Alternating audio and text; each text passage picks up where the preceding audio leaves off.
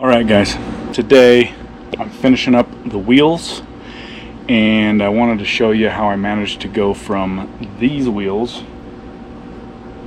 to this. And here we are. I've got the 3 done and I'm down to doing the last one. Just as a before and after, it's a little bit of black schmoo on there, but you can see the condition of the aluminum on here. Pretty bad. We'll be using sticky mount weights from now on. Let me just say that I'm just showing you how I did this. This isn't so much a how-to get your wheels showroom quality, but when you see the truck that these wheels are going on, you can see that all they need to do is look pretty good. Okay, so if you're trying to find a video that shows you how to get top quality polishing on your aluminum wheels, you might want to go to another channel. But if you're just looking to get a good enough polish, I'll show you what I did to get it done, and you can see the results. They're a heck of a lot better than what they were. So this is probably the best one that I've done. Now unfortunately, with the rivets that are in here, it's damn near impossible to get them cleaned around the edges of those without a whole lot of effort. Overall, the shininess is night and day dramatic difference. So each of these wheels was in a bit of a different condition with different levels of pitting from the wheel weights and whatever else. This effort is just to kind of make these things look presentable and decent and better than what they were for wheeling on the trail in the old Yoda. Okay, so we're going to start by removing that valve, because they're going to get new valves, of course. I'm putting new tires on these wheels.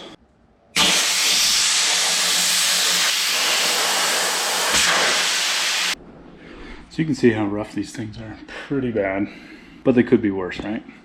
Okay, as far as equipment and materials, this right here, $6 jar of mag and aluminum polish mothers. Got through 3 wheels, pretty much all complete with 1 can of that, and I'm about to crack open the second can. These 2 were bought from Harbor Freight, just a green scrubby pad, abrasive pad, and that's what you use to start off the cleaning, getting all of the rough stuff off. This one was a nice white polishing wheel. I hadn't bought a second one of those because I think that the first one was a little bit almost worn out. Regular house sponge for the kitchen sink, used to be yellow and green, Scotch pad, cut it in half, trimmed down the edges. This is all that remains of 1 gray Scotch-Brite pad. The rest of them is all right here. A very fine Scotch-Brite pad. A little wire brush, stainless steel, a couple rags, about all that there is to it. Get this wheel weight off real quick. Good grief. Freaking nasty. Probably chunked it up a little bit right here. Now, areas underneath the wheel weights, just take a little scraper, a screwdriver or whatever. Clean that shit off. From this point, all we're really going to do is, I used this stuff with everything. Every part of it I used this.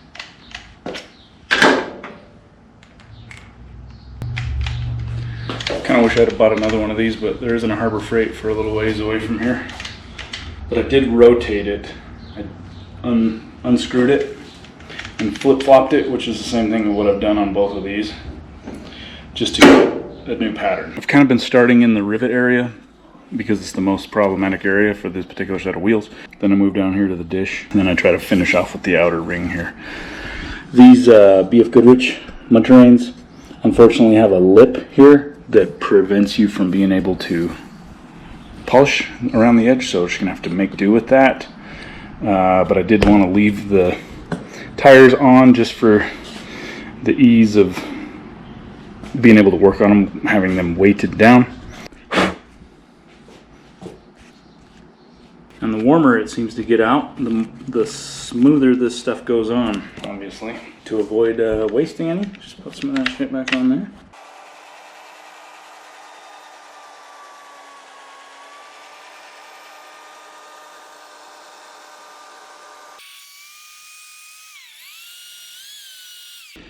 basically, with each application of this stuff, I smear it on nice and wet, and then I just keep going back and forth until it's basically gone. And that buffs it out, and then you take the rag and wipe off whatever excess there is, hopefully very little, and then move on to the next spot. And don't be afraid to put it into reverse. Go the opposite way. A real rough pass on the rivets. Let's just try to do a rough cleanup of the dish surface area here. And I find if you apply that stuff pretty liberally, it doesn't dry out as quick and it seems to be more effective. So do about half, run that through, and then do the other half. So it's a good thing this is the last freaking wheel. It's tearing this shit right apart, this particular style of wheel. Okay, so this is the full rough cleanup, so I generally buff it even with the cleanup wheel until it turns black, and then it's really until it dries out and it's pretty much gone. But on this first cleanup, you don't have to be too concerned about it. You can leave it a little bit dark. So we got a lot more work to do after this, but that takes us through our first jar. So depending on how bad your wheels are, you might be able to get lucky and do this all in one jar. $6 a piece. As far as time-wise, I think the first one I did, I spent 3+ hours on, maybe close to 4 hours. I don't have a whole lot of time, so as time's gone on, maybe whittled that down a little bit. So you can count on somewhere around that much time, 12 or less hours, hopefully. But it's not a small venture. So yeah, it's on pretty wet. Really hard to do one-handed.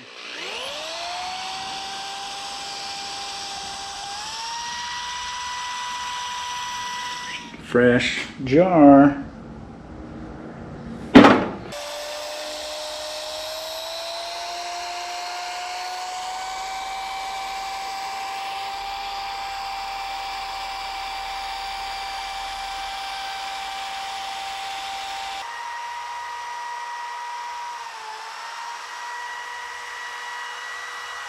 Three or four passes back before it really dries out seems to be the trick. Okay, so generally done with the first rough cleaning, and that you can see certainly takes off the bulk of the corrosion, but it's nowhere near polishing yet. Well, now that we've gotten the electromechanical advantage aspect out of the way, it's time for some good old-fashioned elbow grease. Now, I'll bet you could do this entire job with just these dish sponges, because they actually produce pretty good quality results. And they've got the Scotch-Brite pad built in there. So in order to get kind of an angle, I'm just trimming it down, both edges here. So I can jam that down into the surface. As long as you got some sort of scouring action going on, then it's gonna work, right? I'm gonna start off with these. We're gonna move to my last piece of gray Scotch-Brite pad. Maybe a little bit of the red one.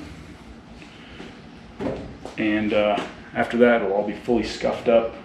It'll look pretty dull, almost like nickel brushed.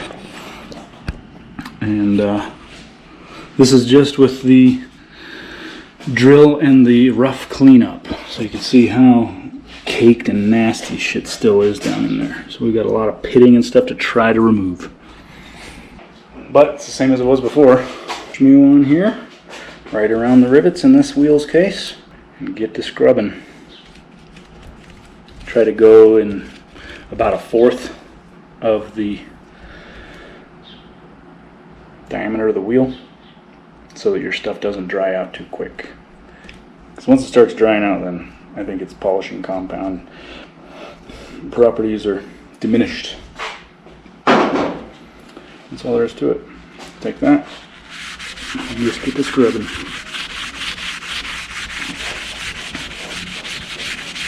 Then it just comes down to thumb power in between these rivets. So it's quite a tedious task. I'm counting maybe 30 rivets per times 4. Probably looks like more. So it's quite a freaking process. If this damn set of wheels didn't have these rivets, shoot man, that would have been done a long time ago.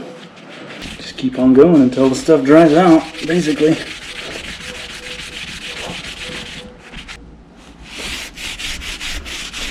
Doesn't look like it's doing much, I know, but it's making a difference. And I just discovered a little spot of corrosion. So don't be afraid to just scrape that junk off with your screwdriver tip, scraper, or whatever you've got. Done with the Scotch-Brite sponge. And I'd kind of rather have had a whole bunch of this gray stuff instead of that fine. I don't know how much the difference is, but I only bought one of each, so. Now, by the time we're done with this, all of that nasty shit should pretty much be gone. It's more of the same. Just smear it on, rub it in until it dries out, and then move on.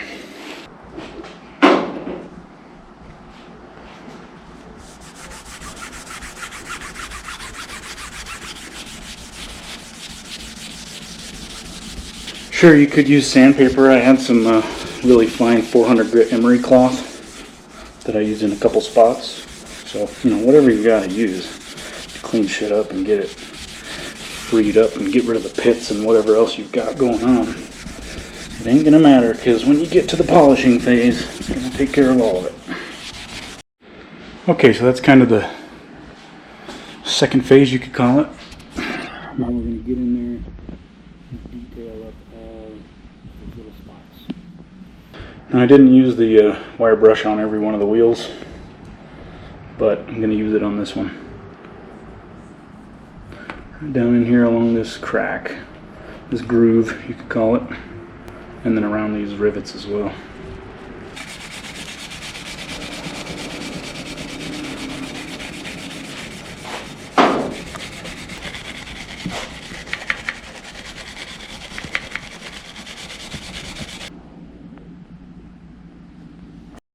Okay, wire brush.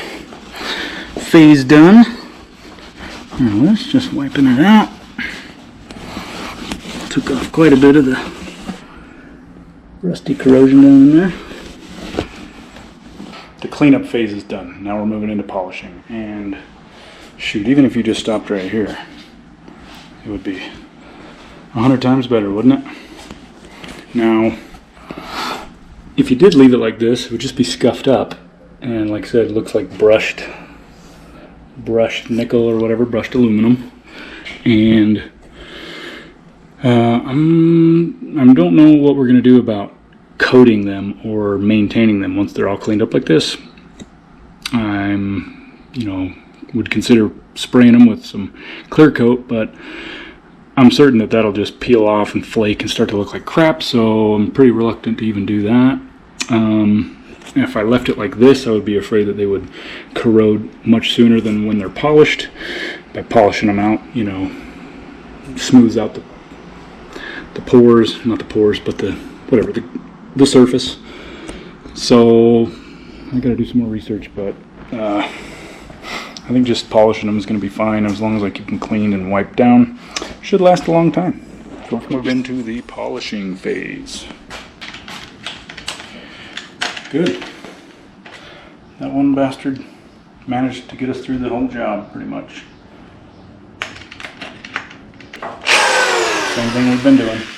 Smear it on and buff it out. I'm going to start with the rivets once again.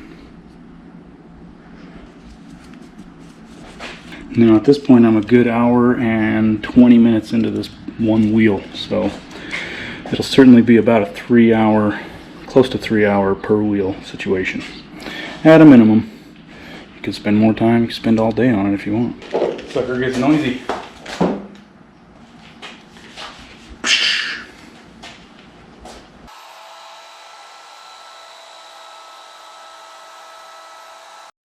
So the reason I'm starting down here is because there's a pretty good chance that my chuck is going to be scuffing up the edge here, and then we can come back and clean that up. Let's try to take care of the most difficult part first. But anyway, On this particular situation, you can see I'm rocking the wheel in this direction, turn it, rock it this direction, put it in reverse, do the same, flip it all the way around, come at it like this, being mindful of the bolt, nut, coming through and doing it at every angle possible.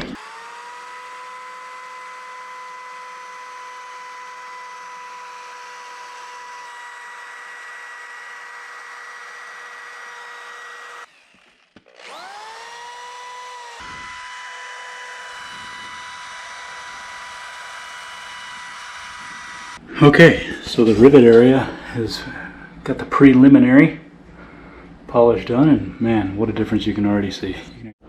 So, real quick, you can see the grain, the machine pattern, so it's probably best to polish in line with that. I mean, I'm going to polish all directions, but for the final polish, probably go in the same direction as the machining line grooves.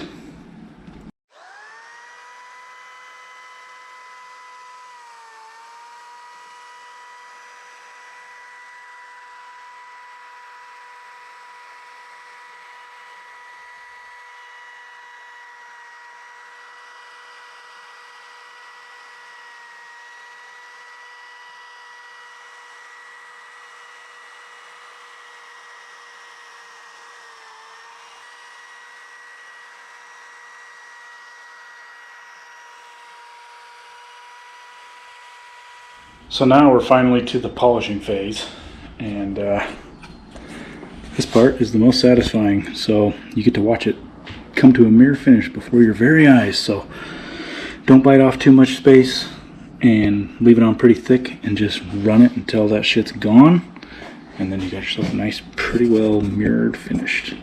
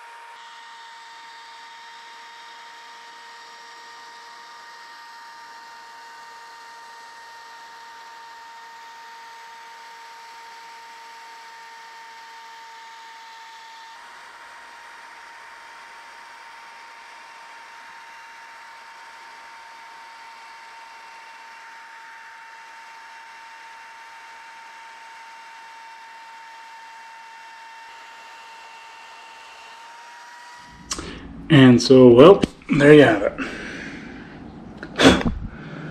Not perfection, not perfect results, but damn, night and day improvement. If everything could polish up as well as these rivet heads, boy, we'd be in business. But yeah, that'll do. I gotta run. I gotta get these wheels and tires over to the tire shop.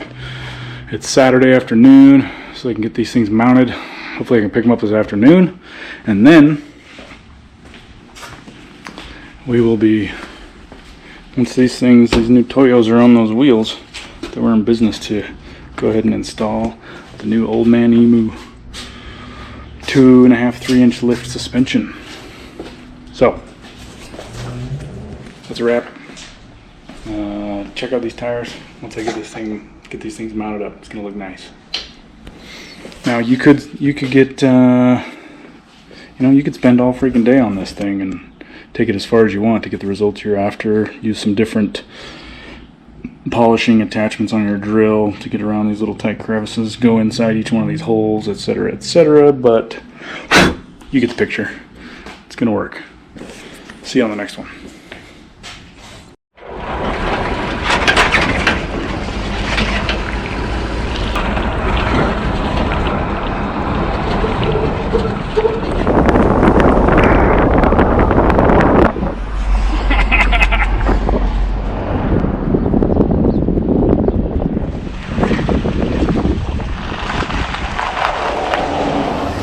What was that? Oh, you can just put black rubber ones on, that's fine. I know we have some black rubber ones that have like a metal cap that goes over them. Ah, don't worry about that. Really? Okay. Because this thing's going to be off-road. I don't want one of those to be like boing and get snapped off, you know. Oh, okay. Thanks a lot. You guys close at 4? All right. I'll be around. Thanks.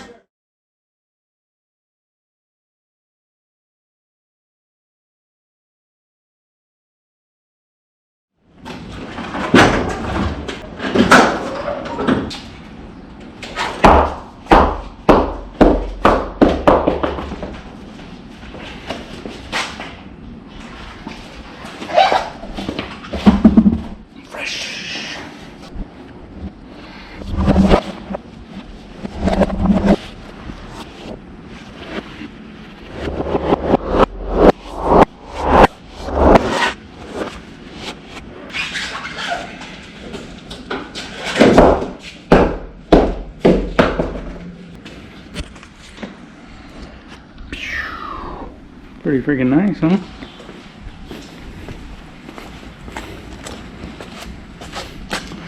There you go. That bad boy ain't hardly gonna fit until I get that lift on, so pretty freaking motivated to get that thing installed now. These tires are 4 inches higher than the other ones. Nice. Heck yeah.